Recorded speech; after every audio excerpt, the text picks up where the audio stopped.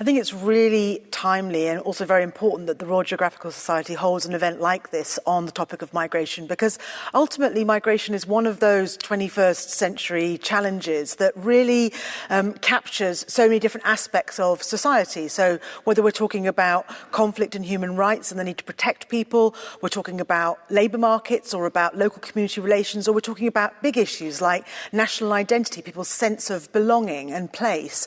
All of these things come together and are manifested through the idea of migration, which of course is becoming an increasingly significant phenomenon affecting many more people, but is arguably less understood in some ways than ever before. I think geography in particular, and I speak as a geographer, has a huge amount to offer to our understanding of migration, both international migration and in terms of the local impacts of migration in particular contexts. Ultimately, migration is about the movement of people across space, and it's also about the relationship between space and time. So geography and geographers can help us to understand some of the processes that underlie that, the dynamics of the movement, why people are moving, how they're moving, what the nature of their journeys are, and how they interface with various aspects of policy making. So I think that geographical, that spatial dimension really shines a light on some of the, perhaps the least well-known aspects of migration as a phenomenon. Tonight at the event, I'll be talking about the dynamics of the Mediterranean migration crisis, as it's come to be known, which has involved the movement of more than 1 million people who've moved irregularly across the Mediterranean and Aegean seas over the period of 2015. And today we have published the first initial findings of an ESRC DFID funded project, which is specifically looking at those dynamics by interviewing the people who were caught up in the crisis, namely refugees and migrants themselves. So we've interviewed 500 people who have crossed or are intending to cross to Greece, Turkey, Italy and Malta. And we've asked them about their stories, how they came to be in that place, what their aspirations are for the future. And we've also collected information about their demographic situation, their financial resources and their other kinds of social resources.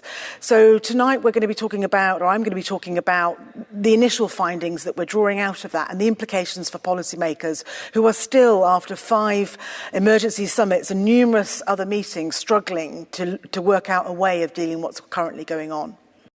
I think one of the main problems we have at the moment in terms of how to deal with and address migration and its consequence is a lack of understanding on the part of policymakers about what the dynamics of migration are. So instead what we have is a whole series of assumptions about why people are moving, how they're moving, what they need to have to facilitate that move and what might stop them from moving. So a lot of the focus is on border control in particular. Now the reality is that most people are moving completely legally. They're moving through work permits, through student access visas, or they're moving to join family members, or of course as tourists who are regularly moving between countries. So what we find is that a lot of the debates about migration are dominated by certain groups of migrants at a particular moment in time. And I think the current crisis in the Mediterranean region is very illustrative of that. European policymaking is being driven by something which is actually quite a specific and unique phenomenon and doesn't necessarily represent the whole of the migration story in the European context.